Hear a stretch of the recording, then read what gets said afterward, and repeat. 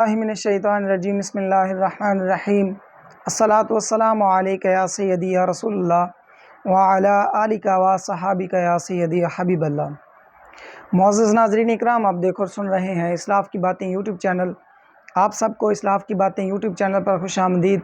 मैं हूँ आपका मेज़बान मोहम्मद इरफ़ान। अस्सलामु अलैकुम व रहमतुल्लाहि व बरकातुहू। मुअज़्ज़ज़ नाज़रीन इकराम, आज मैं एक बहुत ही अहम और हसास टॉपिक पर बात करने वाला हूँ, तो इसलिए मैं आपसे गुजारिश करता हूं कि आप इस वीडियो को ज़रूर देखना, आखिर तक ज़रूर देखना, और आखिर तक देखने के बाद इस वीडियो को जितना हो सके ज़रूर शेयर करना, इतना शेयर करना कि ये हर मुसलमान तक पहुंच सके। और ये मैं अल्लाह को हाज़िर नाज़र जान कर कह रहा हूं कि ये इस मेरे वीडियो को आपसे इतना शेयर करवाने का मकसद हरगिज़ ये नहीं है कि मुझे अपनी फेम चाहिए। आप वीडियो को देखें, आप पूरी वीडियो देखने के बाद अगर आपको लगे कि ये मैं अपनी फेम के लिए कह रहा हूँ तो आप हरगिज़ शेयर मत करना, और अगर आपको लगे कि वाकई इस पैगाम को शेयर करना चाहिए तो फिर जितना हो सके अल्लाह पाक आपको जितनी तौफीक अता फरमाए, आप इस वीडियो को ज़रूर शेयर करना। आज मैं बात करने वाला हूँ नमूस रिसालत सल्लल्लाहु ताला अलैहि वालैहि वसल्लम पर।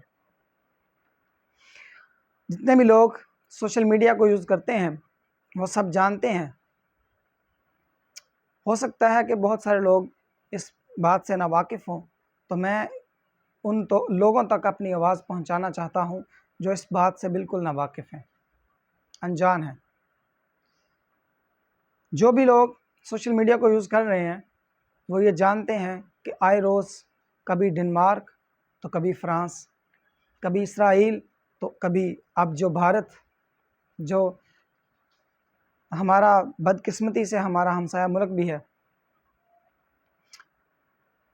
उन तमाम ममालिक, बहुत सारे लोग, बहुत सारे ममालिक ऐसे भी हैं जिनका मैं ज़िक्र नहीं कर रहा या जिनका मुझे इल्म भी नहीं है, तो आए दिन कोई ना कोई बात नई, कोई तर्ज से, किसी नए अंदाज से, किसी नए तरीके से नमूस रिसालत सल्लल्लाहु अलैहि वसल्लम पर बात होती है।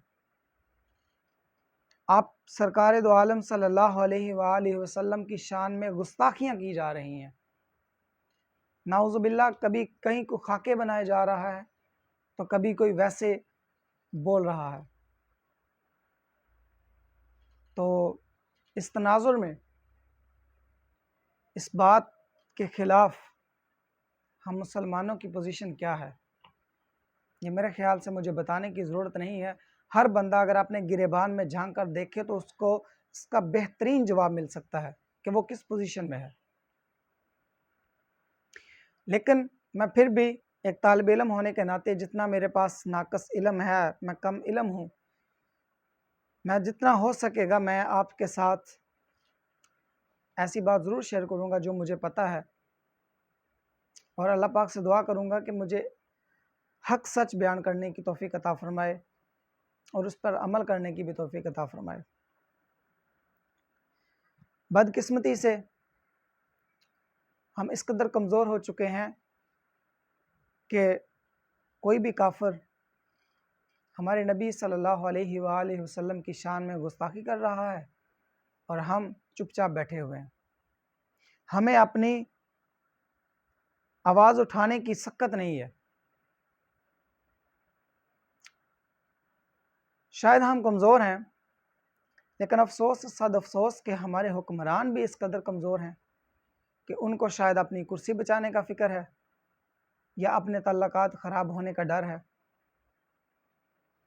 मुझे हैरानगी है इस बात पर कि एक मुसलमान ममालिक का जो हुक्मरान है, एक मुसलमान रियासत का जो हुक्मरान होता है, क्या वो भी इस कदर कमज़ोर होता है कि वो बातिल को जवाब ना दे सके, जो कुफ्र के साथ ऐलान जहाद ना कर सके, कि जब सरकार दो आलम सल्लल्लाहु अलैहि वसल्लम की शान में कोई गुस्ताखी करे तो वो हुक्मरान चुपचाप बैठा रहे।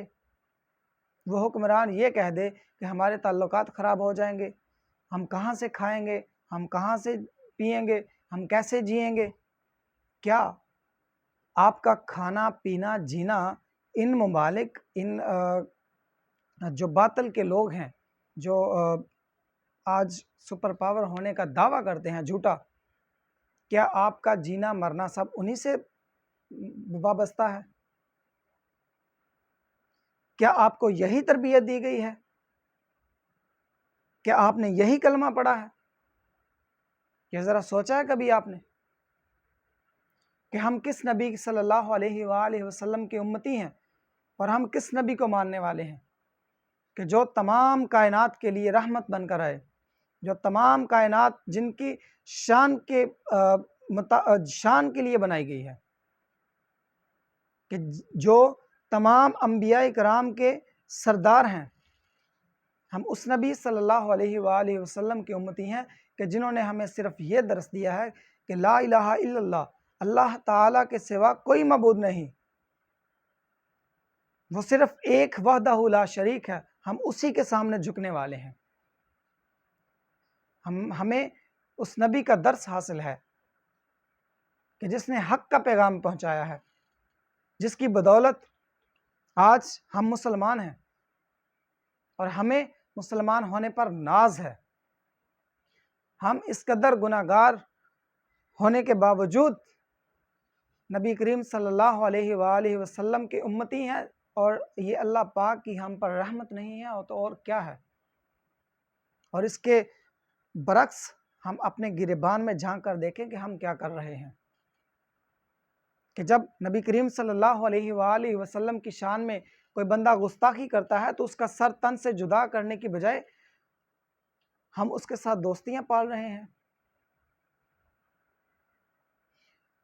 ہم اس کا تن سر سے جدا نہیں کر سکتے تو کیا ہم آواز بھی اپنی نہیں اٹھا سکتے؟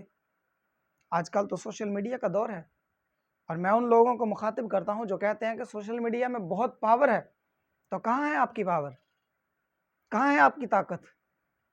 کہاں ہے آپ کی آواز جو آپ نبی کریم صلی اللہ علیہ وآلہ وسلم کی شان میں اٹھا سکتے ہیں؟ کہاں ہے وہ؟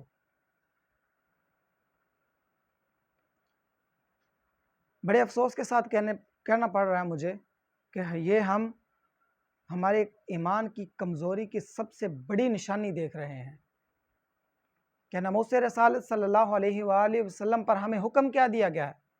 ہمیں یہ حکم دیا گیا ہے کہ جب بھی ناموس رسالت پر کوئی بات آئے تو ہم اٹھ کھڑے ہوں، کوئی آپ کی شان میں گستاخی کرے تو اس کا سر تن سے جدا کر دے۔ یہ ہمیں سبق حاصل ہے، یہ ہمیں سبق ملا ہوا ہے، لیکن ہم عمل نہیں کر رہے، حالانکہ ہمارے آباء و اجداد، ہمارے اسلاف نے ہمیں یہ عمل کر کے دکھایا، ہمارے صحابہ کرام نے یہ عمل کر کے دکھایا۔ میں آپ کو صرف 2 مثالیں دینا چاہوں گا جو کہ ہر بندہ جانتا ہے۔ غازی علم الدین شہید رحمۃ اللہ علیہ، اللہ پاک آپ کی قبر پر ہزاروں رحمت نازل، کروڑوں لاکھوں رحمت نازل فرمائے، کہ جب ایک راجہ نے آپ سرکار دو عالم صلی اللہ علیہ وسلم کی شان میں گستاخی کی تو اس نے کمزور ہونے کے باوجود بھی اس نے اس کا سر تن سے جدا کر کے دکھایا تھا، عمل کر کے دکھایا تھا۔ پھر اب حال ہی میں پچھلے کچھ سالوں میں آپ نے دیکھا کہ غازی ممتاز قادری شہید رحمۃ اللہ علیہ، انہوں نے بھی یہ عمل کر کے دکھایا کہ طاقت کچھ معنی نہیں رکھتی۔ جب آپ کے اندر جذبہ ایمانی موجود ہے تو آپ کے آگے کوئی کسی قسم کی سپر پاور طاقت نہیں رکھتی۔ آپ کا جو جذبہ ہے، آپ کا جو ایمان ہے، وہ آپ کو اس طاقت کے آگے پہاڑ بنا کر کھڑا کر دیتا ہے۔ میں اپنے ان لوگوں سے مخاطب ہوں جو حکمران ہیں، جو وزیر ہیں، جو اعلیٰ عہدوں پر فائز ہیں، جو حکمرانی کر رہے ہیں، جو ملک چلا رہے ہیں، جو اپنے احکامات سے ملک میں رد و بدل کر سکتے ہیں۔ میں ان لوگوں کو مخاطب کرتا ہوں کہ اللہ پاک نے آپ کو یہ حکمرانی کس لیے دی ہے؟ آپ کو یہ حکمرانی عطا کرنے کا مقصد اللہ تعالیٰ کا کیا ہے؟ کبھی آپ نے یہ سوچا ہے؟ یہ مقصد تو نہیں ہے کہ آپ اپنے آپ کو پالتے جائیں، اپنے اثاثے بناتے جائیں، اپنے ذاتی مفادات کو استعمال کریں، اپنی ذاتی کاروبار کو بڑھائیں۔ آپ کا ہرگز یہ مقصد نہیں ہے حکمرانی کا۔ اللہ پاک کل قیامت کے دن آپ سے پوچھے گا کہ میں نے تمہیں حکمرانی تو میں نے تمہیں اقتدار دیا تھا، تو اس کا جواب دو مجھے کہ جب رسول صلی اللہ علیہ وآلہ وسلم پر میرے نبی کی شان میں گستاخی کی گئی تھی تو تم نے اس پر کیا کیا تھا؟ کیا تم نے اعلان جہاد کیا تھا؟ کیا تم نے اپنی آواز بلند کی تھی؟ تو پھر کیا جواب دو گے؟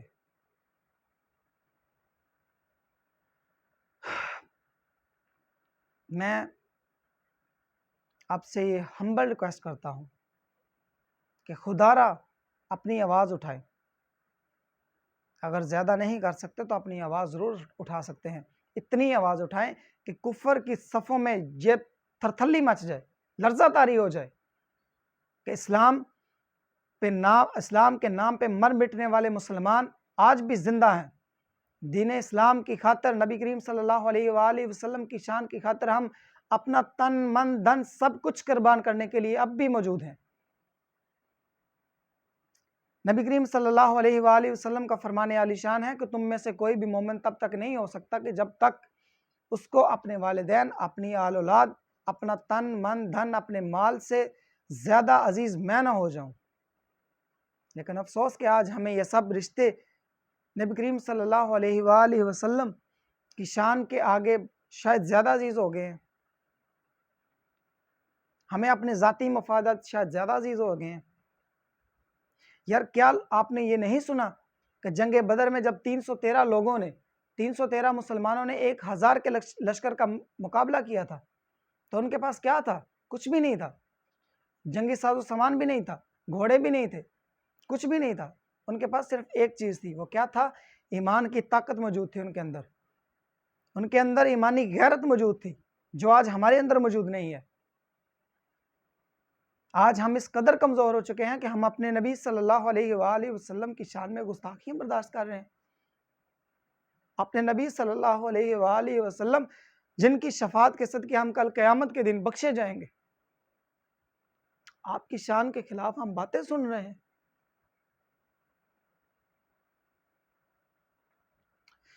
پلیز جاگ جاؤ. اگر اب بھی نہیں جاگو گے تو کب جاگو گے؟ قیامت کے دن اللہ کے حضور پیش ہو کر کیا جواب دو گے؟ اگر آج بھی آپ لوگ کھڑے ہو جاتے ہیں، جو جنگ بدر میں اللہ مسلمانوں کی جو ہے وہ مدد کر سکتا ہے تو آج بھی کر سکتا ہے. وہ وحدہ لا شریک ہے، وہ ہر چیز پر قادر ہے. لیکن ضرورت اس امر کی ہے کہ ہمارے اندر ایمان ہونا ضروری ہے. ہمارے اندر وہی غیرت واپس آنی چاہیے. کفر جو ہے وہ باطل جو ہے وہ حق کے سامنے کچھ بھی نہیں ہے. چاہے ساری دنیا ایک طرف ہو جائے، ساری دنیا سپر پاور، جو آج سپر پاور ہونے کا دعویٰ کرتے ہیں، ساری دنیا سپر پاور جتنی بھی ہے وہ ساری ایک طرف ہو جائے، اگر ہمارا پاکستان ایک طرف کھڑا ہو گیا تو وہ پوری دنیا کی ایسی کی تیسی کر کے رکھ سکتا ہے. یار ہمیں ناز کرنا چاہیے، ہمیں فخر ہونا چاہیے اپنی جو اللہ پاک نے ہمیں طاقت عطا فرمائی ہے. اور ہمیں کس چیز کا ڈر ہے؟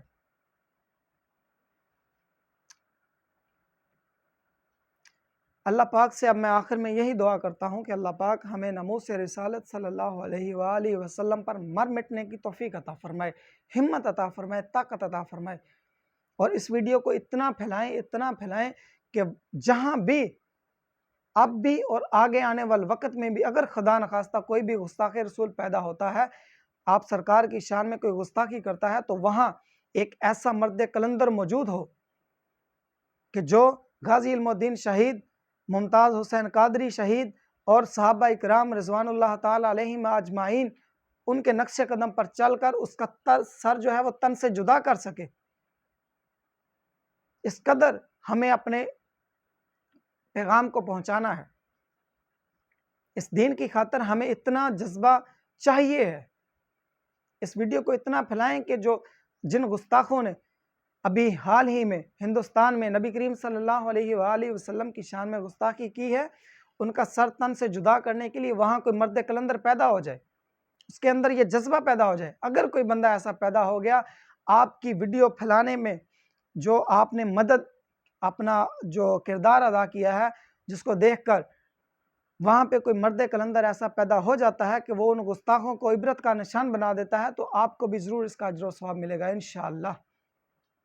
اللہ پاک سے دعا ہے کہ اللہ پاک ہمیں جذبہ ایمانی دوبارہ عطا فرمائے، ہمیں نبی کریم صلی اللہ علیہ وآلہ وسلم کی ناموس پر مر مٹنے کا جذبہ پیدا فرمائے، ہمیں وہ جذبہ عطا فرمائے۔ اللہ پاک ہمیں عمل کرنے کی توفیق عطا فرمائے۔ السلام علیکم ورحمۃ اللہ وبرکاتہ۔